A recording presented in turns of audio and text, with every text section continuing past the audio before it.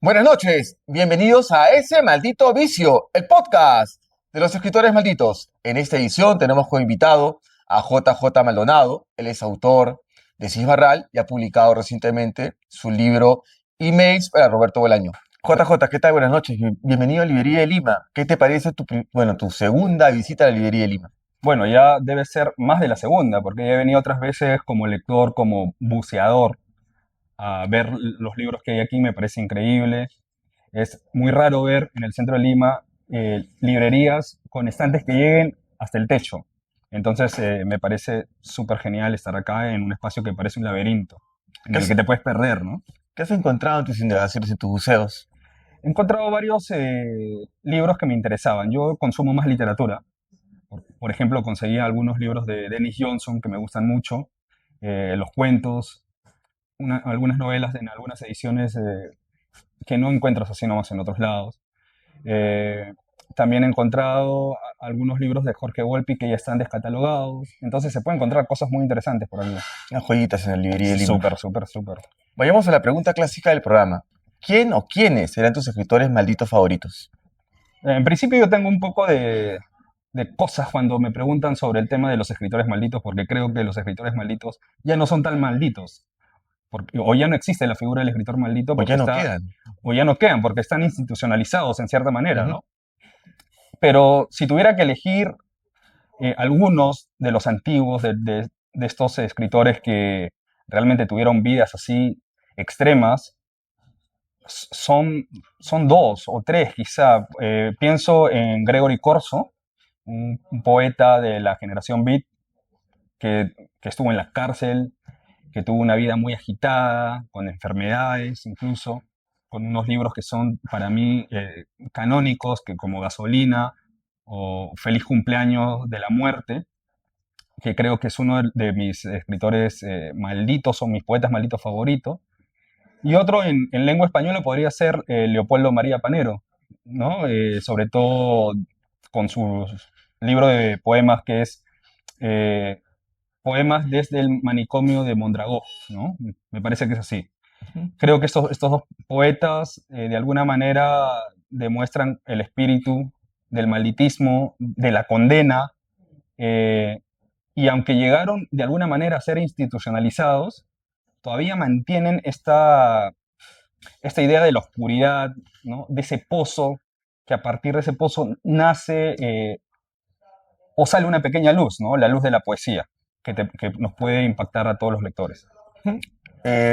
Afuera de cámaras me comentaste que había una narradora también, que sería interesante Sí, mencionar. sí, claro que sí. Bueno, es una integrante de la generación Beat, Claro. que es Diane Di Prima, que escribió una novela titulada Memorias de una beatnik o de una chica beatnik, no recuerdo bien, que es una novela malísima, pero representa más o menos, es como un mapeo de época o de Claro. generación, El ¿no? espíritu de esa época. De espíritu de esa época, pero sobre todo de una voz femenina, ¿no? Porque Ujú. cuando uno piensa en los beats, piensa en los escritores, ¿no? En los escritores hombres e incluso en los escritores homosexuales, ¿no?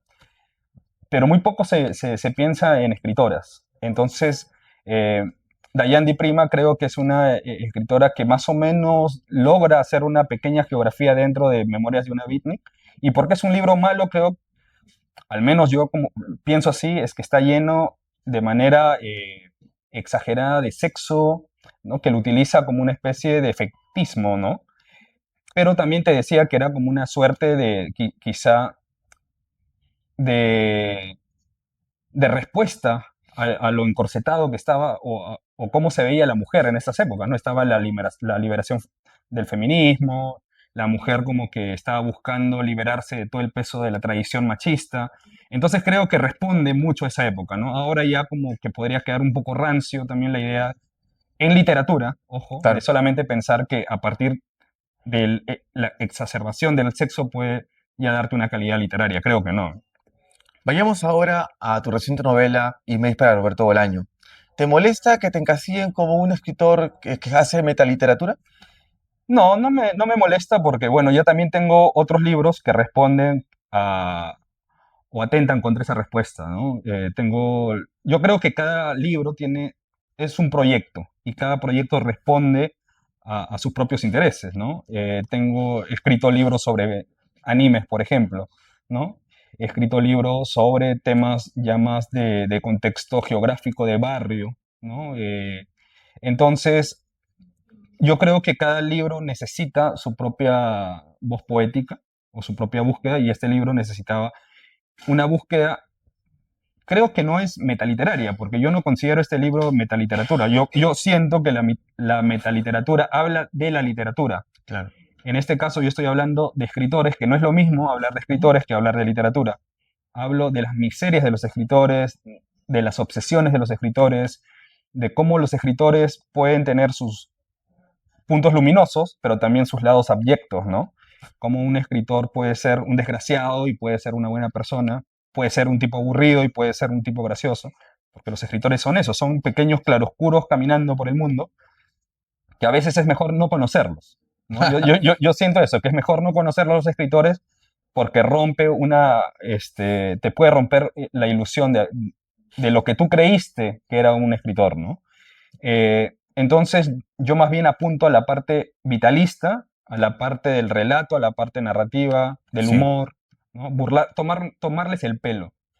Y claro que tiene un ingrediente pequeño que puede ser lo metaliterario, pero Ujú. que es como ingrediente, ¿no? No es la totalidad del libro.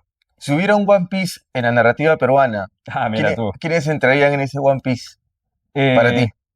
Mira, sí, yo justo escribí bueno, este año publiqué un estudio, un ensayo sobre One Piece, ahora que se ha vuelto mucho más famoso en algunos países. Ya One Piece en Japón, por ejemplo, es uno de los relatos más vistos a nivel nacional dentro de Japón, ¿no? Tal vez una de las series más largas. Y es una de las series más Sí. largas, sí, junto a otras, ¿no? Pero creo que es una de las más icónicas, eh, y que empezó a llegar a nuestros países occidentales, sobre todo a otras generaciones a partir de las marchas y manifestaciones y quemas de instituciones, ¿no? Claro. Donde apareció una bandera, la bandera Sí, de los de los, sombrero de paja, de los Mugiwara. de los Mugiwara.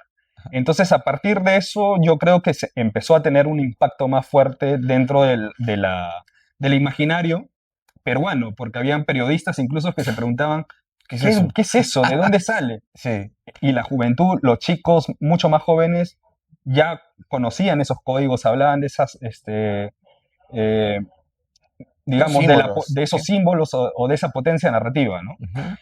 Y yo hice pues un ensayo que se llama Una galaxia pop llamada One Piece, donde más o menos abordo no solamente la parte política de este relato, sino también la parte literaria, cómo se relaciona con los clásicos literarios, con Moby Dick, por ejemplo, Edgar Allan Poe, Stevenson. Y hablando de Y los más actuales, ¿a qué jóvenes tú meterías en esa, o digamos que han llegado al One Piece? ¿a quién llegó el One Piece?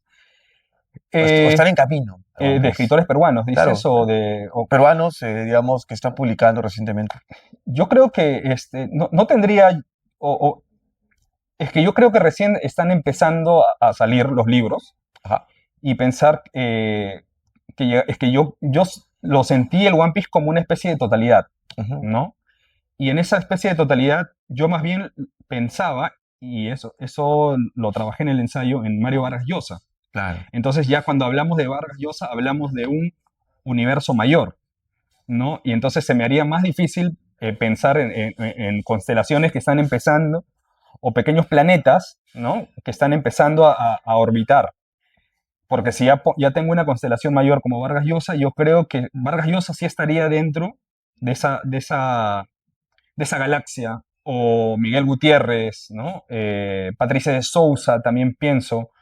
Creo que estos autores podrían más o menos, por la idea del proyecto que tienen, un proyecto ambicioso como el mismo One Piece, que tú decías que tienen Ujú.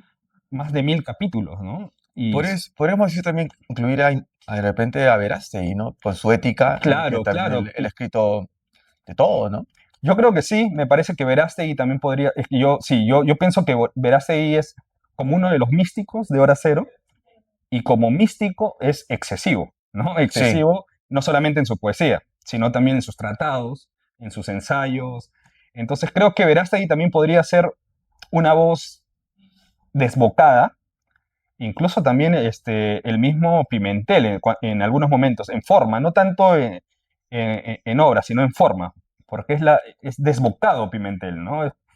Y en este libro yo lo menciono como un caballo loco, ¿no? ajá, Porque cuando Bolaño lo menciona, ¿no? Pimentel es como un caballo loco al que está lleno de pateando y está tirando cosas a todo el mundo o a todos lados a partir de sus versos, ¿no?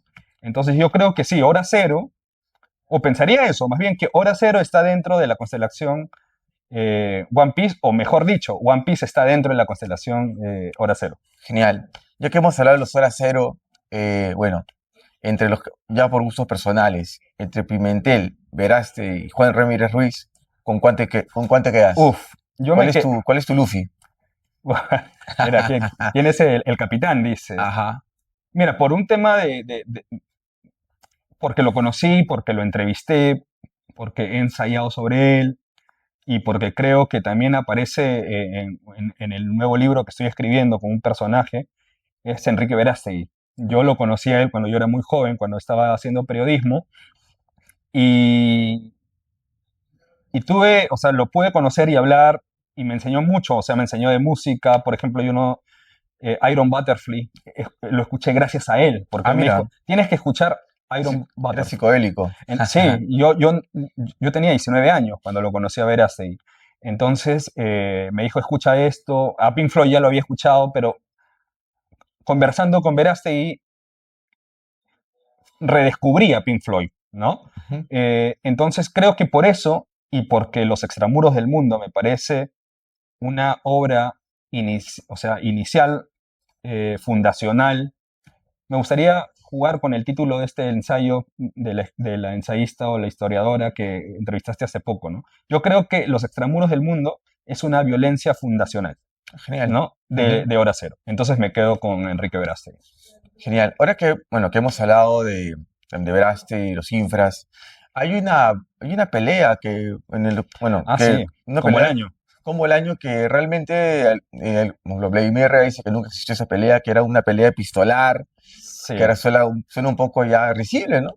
Verástegui nunca quería hablar de eso también. O sea, cuando yo le quise preguntar sobre la pelea que tuvo con Bolaño, eh, Verástegui no quería hablar definitivamente de eso. No, yo no hablo de Bolaño. Así me dijo cuando yo lo traté de entrevistar. Eh, yo sabía que estaban un poco resentidos entre ambos porque Bolaño los parodió de una manera burlona en Los Sí. Detectives Salvajes, ¿no? Ujú. Sobre todo a Verástegui y a Pimentel. Entonces yo entendía que, pero deben haber otras razones, supongo. Pero creo que una de esas fue eso y también es que Bolaño también era un poco muy hepático, ¿no? Muy renegón, muy mala leche en ciertos casos. Era como, creo, yo considero eso, creo que cada gran escritor siempre es muy competitivo, Sí. ¿no? A veces se dice que la literatura no debería ser una carrera de caballos, pero yo creo que sí, a veces la literatura es una carrera de caballos en el sentido de que los grandes escritores siempre están constantemente en competición con otras tradiciones, otros escritores, otros pares, y Bolaño era así, odiaba a sus pares, los quería destrozar, no solamente a los padres literarios, sino también a sus pares eh, poéticos o narradores, ¿no? Yo lo sentí más bien como una venganza, digamos, Podría ser, ¿no? porque yo logré conversar con él y preguntarle directamente, y sí, respondió con una cólera, no, Verástegui Verástegui, ¿no? De que estaba resentido porque lo trató, sí, sí, lo trató mal, pero en realidad porque cuando Verástegui ya tenía la Guggenheim y estaba en México y estuvo en ujú, Europa, era más bien Bolaño que era joven y fue a visitarlo a la casa donde vivía sí, Verástegui. Y era ese como que era esa amargura de él que como que le había pagado mal. claro. Y además yo creo que también Bolaño sabía que Verástegui y Pimentel eran mejores poetas que él, ¿no? Ujú. Porque definitivamente son mejores poetas que Bolaño. Y Bolaño en un primer momento creo que trató de acercarse a ellos. O sea, la correspondencia, la primera correspondencia que llega para hacer el intercambio de Bolaño a los de Hora Cero, viene de Bolaño a Pimentel y empiezan a hacer el intercambio, ¿no? Y Bolaño, como buen personaje maquiavélico, Mm. los alaba, yo quisiera ser como ustedes son los mejores poetas, ¿no? Y luego, ¡pah!, como la serpiente les dio por atrás, ¿no? Pero eso es muy de escritores, ¿no? Los Son gajes del escritores, oficio. sí, Sí, los escritores son muy tóxicos, es verdad. totalmente, son muy Para todo, tóxicos. para todo. Sí, pero eso no me quita la admiración que No, yo tengo claro. por Bolaño, porque yo también puedo ser un poco tóxico entonces, ¿no? Y creo que de ahí viene la admiración y también por eso escribo este libro, ¿no? Vayamos al cuento que se llama Antonio Cisneros y yo, que me parece divertidísimo. Ok, No, eso dicen, primero eso dicen. porque, ¿cómo se llama? Están en una sala que puede ser como esta, Ujú. ¿no? Con las dos monedas egipcias, ahí convocan al fantasma de Cortázar. Mm. Entonces, digamos, en esa situación, a ti, ¿a quién te gustaría convocar si hubiera una manera de convocar a los muertos? Uf, qué buena pregunta, qué buena pregunta. Y esperaba que me la hagas. Eh, yo invocaría inmediatamente a Cormac McCarthy, no solamente porque estoy escribiendo una novela donde McCarthy es, digamos, el centro o el incipit que hace que el resto de personajes se muevan, eh, porque me gusta mucho McCarthy, me interesa, pero yo sé que McCarthy era un escritor difícil cuando tú hablabas con él, en el sentido de que no le gustaba hablar tanto de literatura, pero sí le gustaba hablar mucho de matemáticas, de física, de cuestiones como estas. Y yo de matemáticas y de cuestiones de físicas no sé nada. Ok. Pero aún así me gustaría preguntarle algunas cosas de sus lecturas, su lado, su obsesión con la Biblia. Me gustaría también invocar a William Faulkner, que es otro de los escritores que a mí me interesan mucho. Y podría ser a Safo, esta poeta. Se Me fue gustaría, lejos. sí, me gustaría también invocar a Safo y hablar con ella sobre el tema de la poesía, cómo ve y cómo vería la actualidad, ¿no? O sea, ver su rostro de sorpresa para ver qué tan jodidos estamos como sociedad en pleno siglo XXI y cuando han pasado siglos. Me gustaría saber cuál es lo que piensa Safo, ¿no? Ya que estamos hablando de los griegos, pues yo metería ahí también a Catulo, Ah, para hacerlo satírico. ah, pues yo creo, meteríamos a muchos, A creo, muchos, ¿no? en O sea, realidad. porque Una buena ouija sí, sería y es un ideal buen acá. fetiche, es un buen fetiche, Sí. por eso también lo puse en el relato, esta idea de invocar a escritores, ¿no? Invocar y traerlos y hablar con ellos, pero no solamente pasaban escritores, sino también Jesús de Nazaret, Napoleón, o sea, Claro. estaban apareciendo en esta suerte de Ouija invocación, ¿no? Me cuentas que no conociste, ¿no? ¿Cómo se llama? Antonio Cisneros. No, no lo conocí a Cisneros, yo lo vi de lejos, justo por Camaná, comprando libros.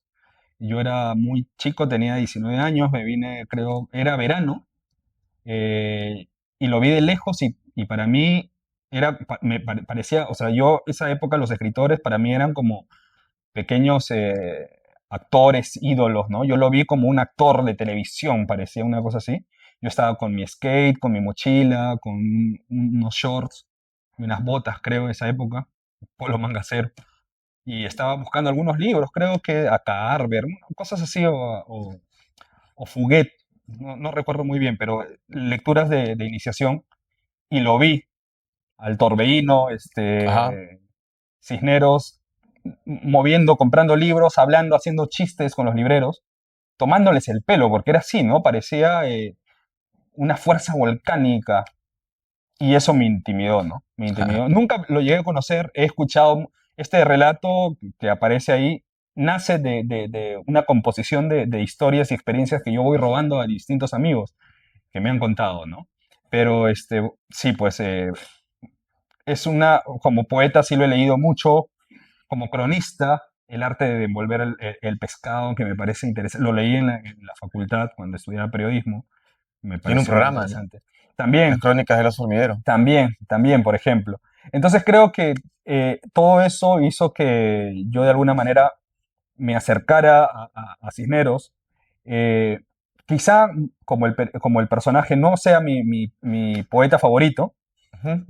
pero fue importante para mí en algún momento, ¿no? Fue importante para mí como el mismo Bolaño, como el mismo Pierre Michon. Eso quería decirte, ahora que estamos acá muy rápido y aprovechar, eh, quiero, me gustaría preguntar por qué la mayoría de personas no hablan de Pierre Michon, ¿no? Y eso que hay un cuento dedicado a Pierre Michon, la mayoría de lectores mencionan Han Kang, a Bolaño, Son a gustos Vargas Llosa, también, claro. pero a Pierre Michon, pero me parece como que no se lo lee mucho o parece que no está muy en el mapa. Y Ujú. Pierre Michon, por eso aprovecho, para invitarlos a leer el universo Pierre Michon. Es un gran escritor, tiene un universo estupendo y si pueden, la mayoría de personas empezar por Vidas Minúsculas, que es increíble, es un escritor que debería ser más revalorado, ¿no?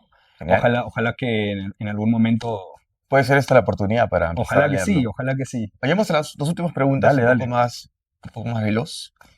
La penúltima sería, ¿qué libros has abandonado en los últimos años?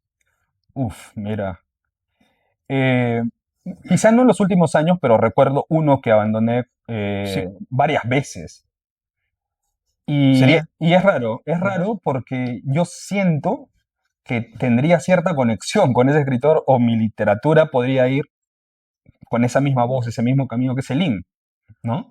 He abandonado Ah, Viaje al mira. fin de la noche, lo he abandonado como unas 5 veces. No he podido terminar el libro. Siempre llego a la parte, a la página 39, cuando el escritor está en una casa hablando con una mujer y no puedo avanzar. Hay no sé, es algo que no me permite seguir avanzando. No es por cuestiones morales, no es por falta, o sea, porque a mí me gusta lo totalmente, o sea, todo lo que vaya contra la moral en literatura para mí es genial, es un sustrato importante que me alimenta como lector y escritor. Pero no sé lo que es, hay una especie de oscuridad que me empuja, que no puedo, y esa es una de las deudas fuertes que tengo eh, con Viaje al fin de la noche. Y, y siempre los amigos también con los que hablo y me dicen, ¿por qué no puedes con un Viaje al fin de la noche? Y yo les digo, no sé, que me caiga ahorita un rayo o Ah, que se abra la tierra y me trague, pero Viaje al fin de la noche creo que es una de mis deudas literarias muy fuertes. vayamos a la última pregunta, sería ¿qué anécdota te gustaría contar? Una anécdota jugosa, divertida con algún escritor. Eh, Podría ser con Roberto Bolaño ya muerto. ¿Y de dónde parte la idea de escribir este libro, Emails con Roberto Bolaño?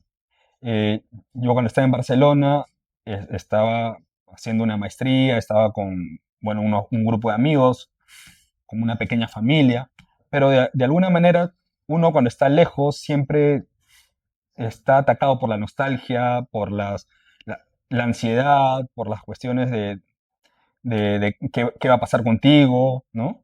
Y hay una carga emocional como inmigrante en el que estás en otro país que no es el tuyo, ¿no? Y eso a veces lo puedes compartir con tus amigos, a veces no, o a veces hay nuevas formas de expresarlo. Y una de esas formas yo creí que era expresarlo a través de la escritura, hacer como una suerte de psicoanálisis con alguien, pero no con una psicoanalista, porque en España una psicoanalista me iba a cobrar por lo Imagino. menos una consulta 90 euros, ¿no? Que no tenía.